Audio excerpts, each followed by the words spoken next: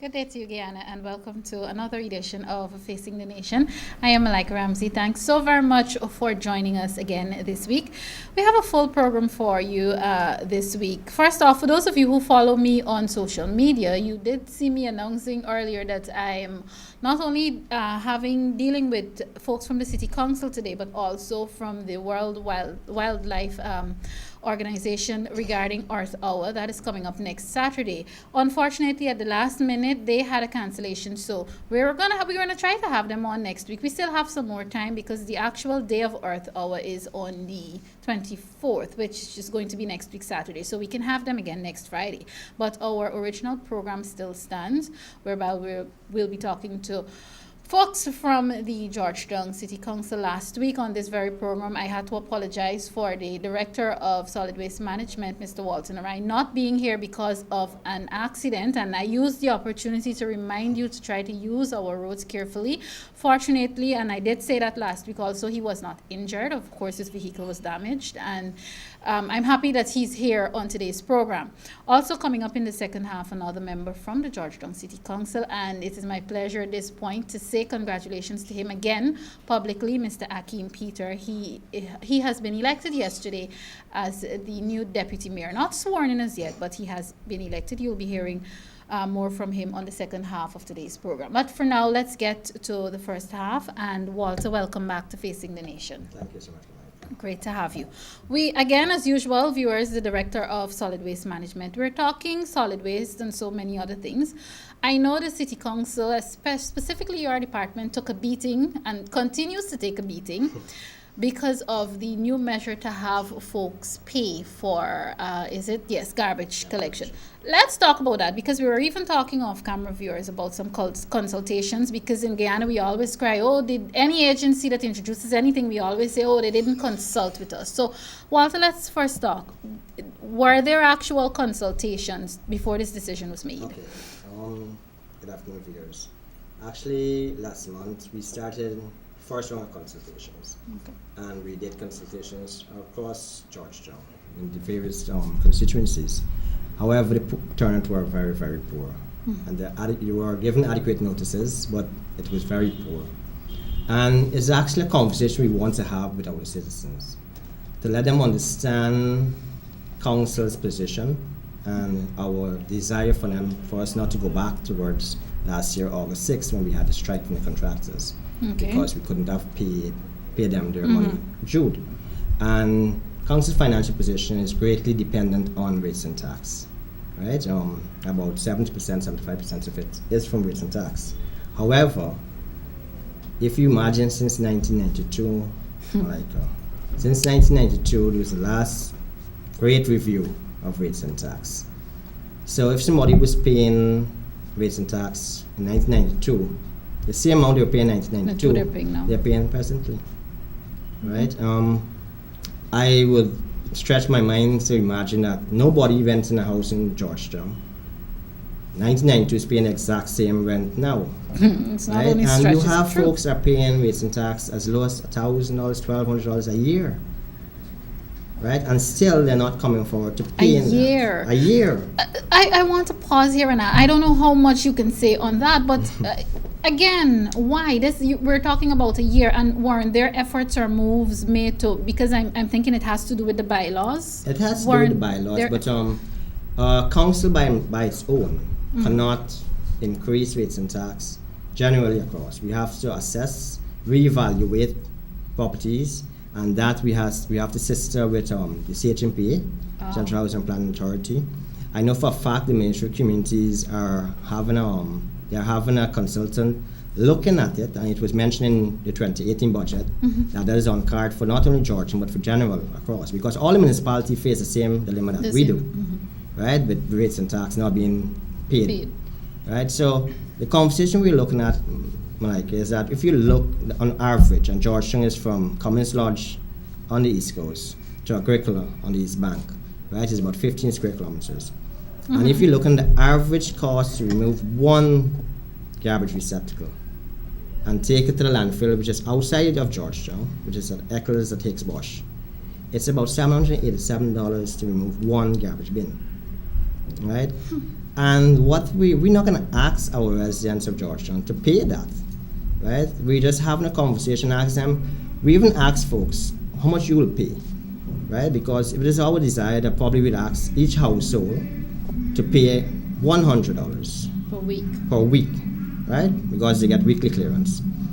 And the household, we have approximately 50,000 households in Georgetown. Good, but it's a conversation we have, and nothing is written in stone. Okay. But still, the feedback or the attendance for these consultations were poor.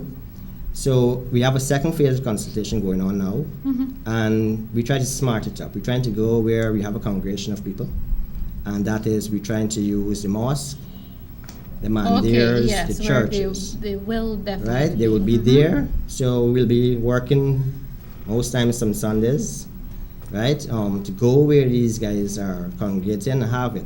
And if we don't see favorable results, we try to go wherever. I mean, if we have to go bottom house and have this consultation, we'll go.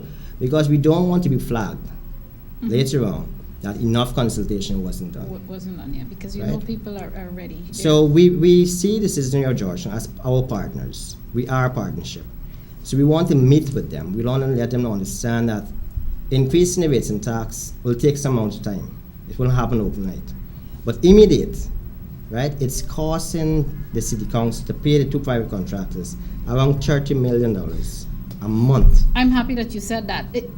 Is this introducing, having the, of course, once its consultations are done and it's agreed upon, having residents pay $100 a week, is this going to make a significant contribution toward offsetting the cost of paying? No.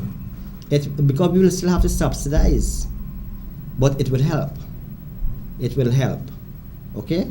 We will still have to subsidize to pay these garbage contractors, right? Because we have a contract with them until 2020 to remove refuse from Georgetown. So we want to give it a chance because, I mean, we have private contractors working in the city and they are collecting $300 to $400 a barrel. We're not going to go down that route per barrel because we know Georgetown, we generate a lot of refuse. And over time, we would love to see everybody having only one refuse receptacle, which is stated in by law. You should have one. But because of habits, families are big and no, I would say because of habits, right? Habits, okay. I remember the last time you were here, we talked about habits. We generate a lot of refuse, and if we can have this partnership, and you could agree, if you can understand, because I think what the public really we need to do more is to let the public know what the current situation is, what is the plight of us. Right, because we are dependent. We're not a service provider that we can cut off services like GPI and GWI and those guys, right? If we are at the mercy of you coming in from your house to pay your rates and tax, right? And that is why we have to go beyond now to have innovative ways to see how we can bring more revenue to sustain the service that we have to provide. And we know garbage collection is a major factor, because not collecting your refuse will have serious environmental effects and health effects on any resident. Okay. On the note of garbage, I mean, it's almost been a month since we had Mashramani 2018, but I know the city council, some people don't necessarily don't say specifically the solid waste department, but you came in for high praise as we saw just mere hours after Mashramani that our city was clean.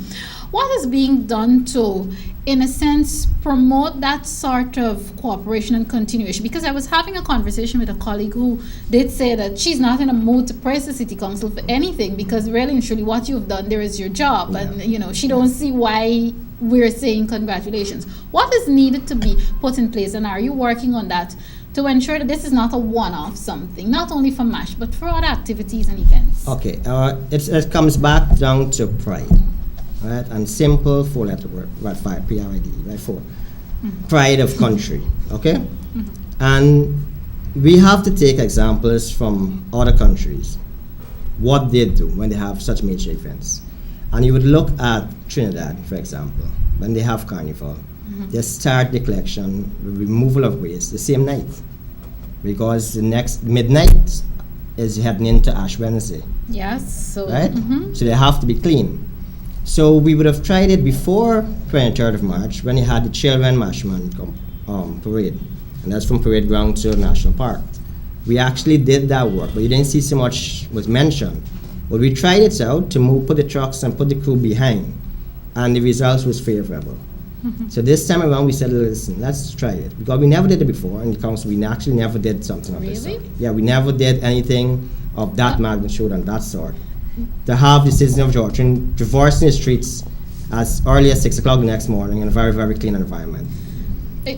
Okay, when you were saying that you never did, I was thinking along the lines, because my next question would be if we have whether it be human resources or the other materials to sustain, again, something like that, not only for MASH, but even to incorporate it into our everyday lives. Do we have the resources? We do. Look, we have, I know at the staff of City Council, they have this driven passion, they have the pride, whatever work they do, they have that. Because these guys are working with us, 25 churches, something 40, something years they're working. So from very tender age here with City Council.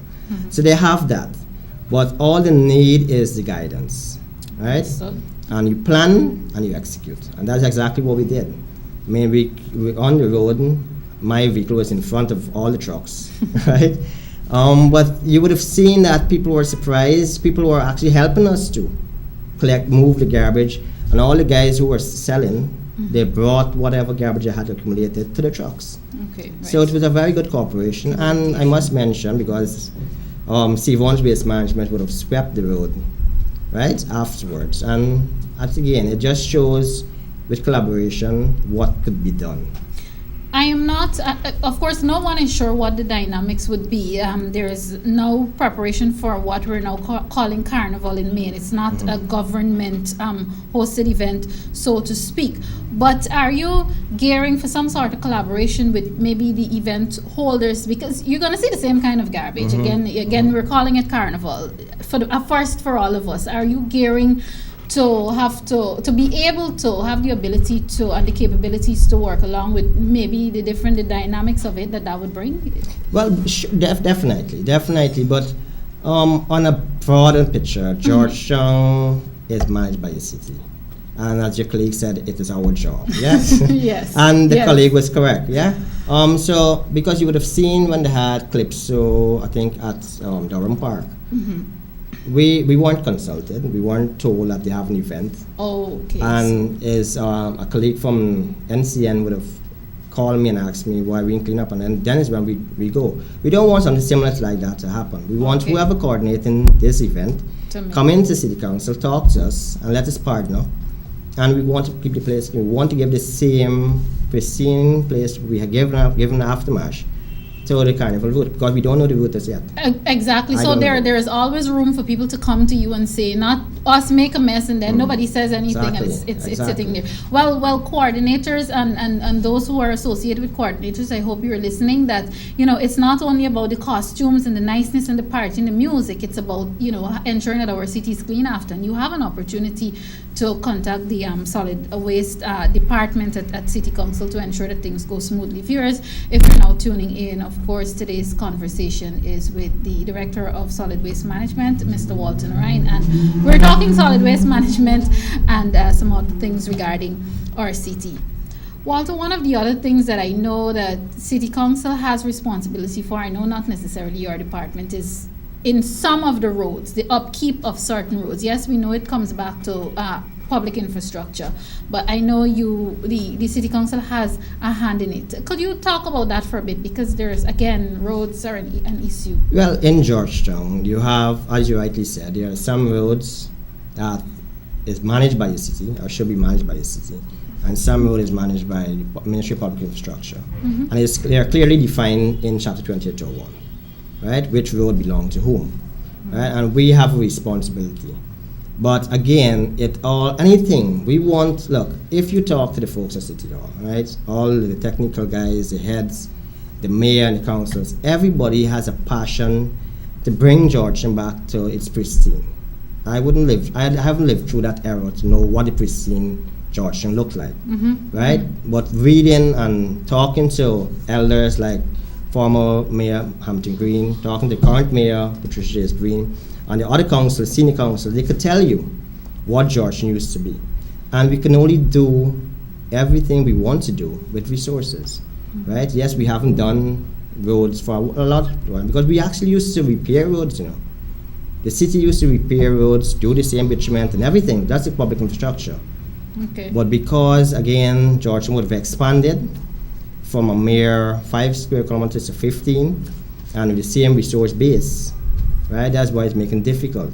But notwithstanding, we still have anticipation to do some of the roads this year, right? And one of the things that we want to look at from the waste perspective is that using the plastic waste, the plastic bottle, PET bottles, and incorporate it to make roads, right? It's something that in India, there you cannot build any stretch of road now without using plastic waste, right? And it's something, technology is there, and it's actually very, very easy to do, right? So we have the ability to we do it here? We do. We have, I mean, myself, my colleagues from the engineering department will sit, we'll work out the mechanism. It's not in our budget for this year, right? Because it's something that I came across recently. But we could always have supplementary budget review of budgets, and we could all include it. Because it's something that you look at, out of the 100% of waste generated in Georgetown, 8.4% is from plastic waste, plastic PET bottles. And that's significant because Georgetown generates about 180 tons of garbage a day. Right? So if you can remove that PET bottles and incorporate it, because you'll reduce the cost of production of road.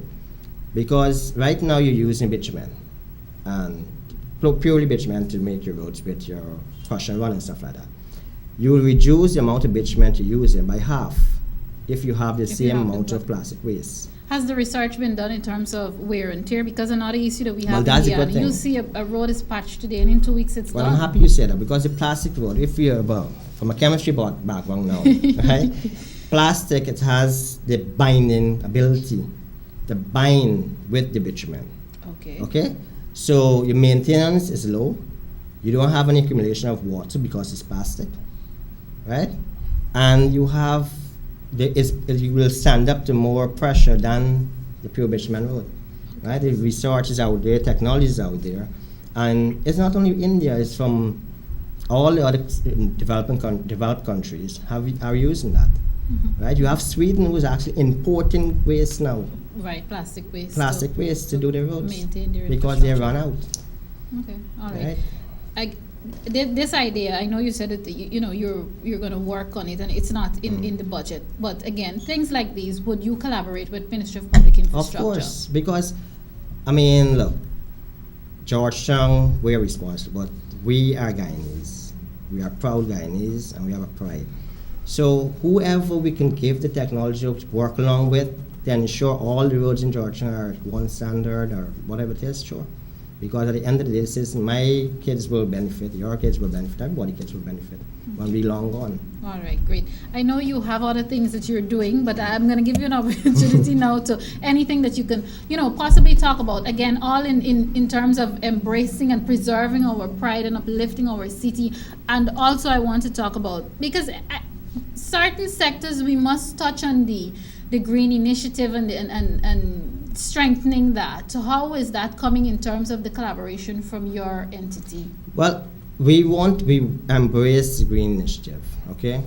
But it will take a lot of, and you in PR is very expensive, right? To get folks on board. So right now, rather than going on the broader picture, we're trying to do pilots. As I mentioned the last time, that we're heading to schools to do the composting, which we're going to do that again, right? But we're going to go broader. So you've completed a round of schools, but we're going to go with all the primary schools in Georgetown. And again, we're going to teach them to do composting, give them a mechanism how to do composting. And the idea is not only for the school to garner, they can use the compost and have fresh fruits or vegetables and sell. But the kids can go back to the respective community and teach their parents, and they can do that, right? So that's one of the ways of having a green initiative in place, right? Because composting is a very old technology, and it's a very, very good technology, right? I mean, you would have recently saw that our catfish and catfish products are not thing. And the same could be said with our perishables, the fruits and so with exporting. And composting is organic. It's purely organic. Good, and that will increase our ability to export the Caribbean and other nations with the organic compost. In terms of the composting, this may not necessarily be the job of council or the job of your department, but are there measures or is there a process in place to get feedback on if it is effective and if the schools and the students are actually able to take it back to their community? Is it working? Well, that's what we said. We actually went into school and we talk about composting, we talk about solid waste management. But yes, that part of it broke down. This time, we actually want to do is to have a competition, right? And with competition, the children are more and choose. In that, who has the best compost and the use of the compost, and they're going to use it continuously, right? So you want to form environmental clubs. Go back to the environmental clubs at schools, right? So they can do compost. So you're going to have the kids going to the cafeteria, collecting the food that's left back or what is thrown out and use it for composting. Right? So we have the competition. We will try to run off a competition, but of course we have to get sponsors.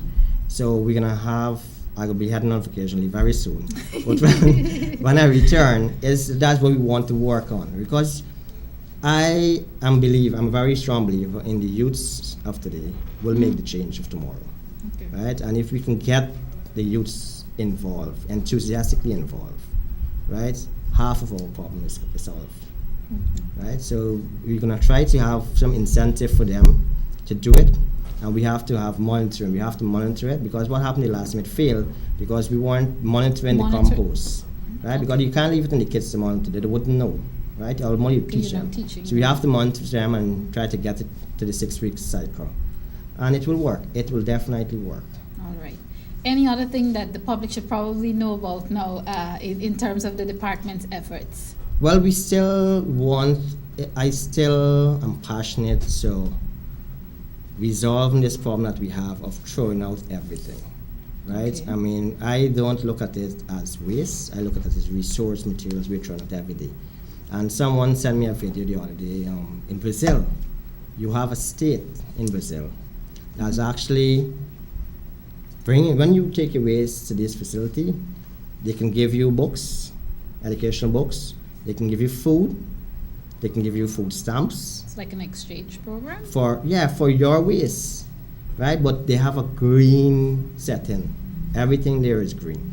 So I'm still passionate that we could turn around and stop throwing away all the resource material and find avenues to sell it to other companies who can actually recycle it and use it, right?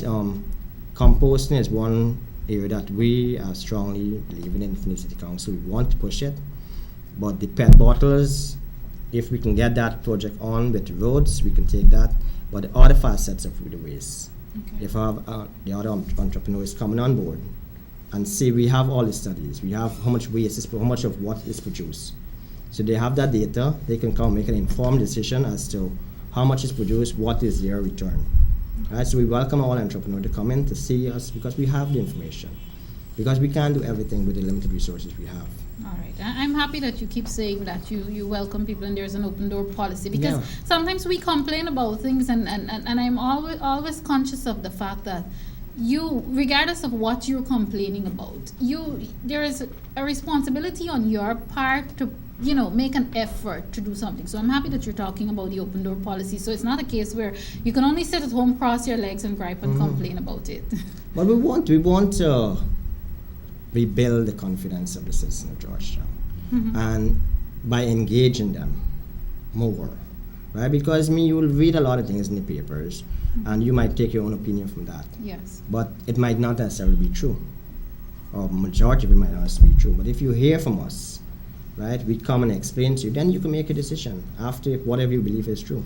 Yeah, and this is the consultation. I'm trying to use part of your little program, your program here now. Go ahead. To encourage folks that whenever you have consultation in your area, we'd love to hear your feedbacks. You might give us a better idea that we haven't thought about, how best we can manage. And we welcome that, right? But as it is now, we're trying to consult. We have a partnership with you. So if you understand our problem, I'm sure when you look at $100, which is $5,200 a year, right? You're paying for collection of your waste for the entire year. It's a very, very small amount, because I'm sure you spend more than that on entertainment. On other things, yes. I'll say what Walter is apparently too modest to say. You spend more on beers, things like beers and alcohol. Just a question on the consultations. Do you have a team, even before the consultation begins in whatever community? Do you have a team that would go around knocking on doors and basically making the citizens aware? Because some people will complain that, okay, I'm either not at home in the day, or I would hear people saying, when did they come to consult or to ask? Well, actually, what we do, we have 15 constituency councillors. Oh, okay. So we ask them to inform the residents. We have flyers that we stick at the gates who are not at home, right? And the day of collection, the day of consultation, we meet. And we go at 6 o'clock in the afternoon, in the evening. So you don't really so you're at home excuse. from work, but still you haven't been coming out.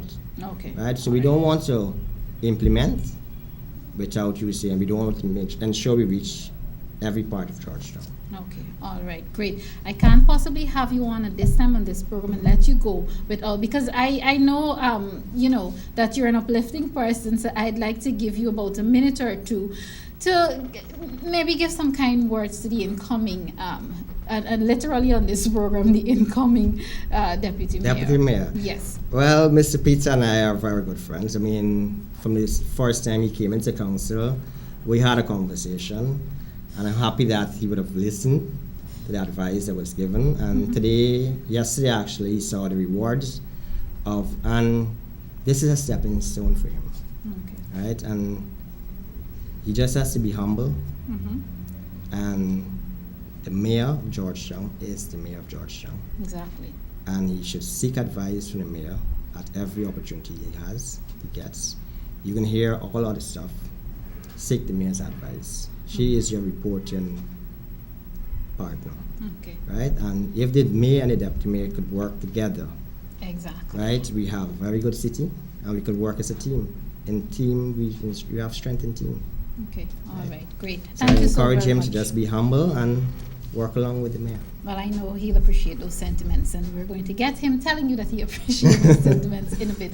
Viewers, if you've missed this conversation, you missed a good one. Very informative as usual, but as I always remind you, it won't, unfortunately, it won't be posted to YouTube until Monday, not the usual Friday afternoon. So if you missed the conversation, you can get it both on YouTube and on Facebook sometime before Monday midday. Of course, this has been a conversation with the Director of Solid Waste Management, Mr. Walter Narine. This is Facing the Nation. Coming up on the other side, I'll be talking with the incoming Deputy Mayor, Mr. Akeem Peter. Stay tuned.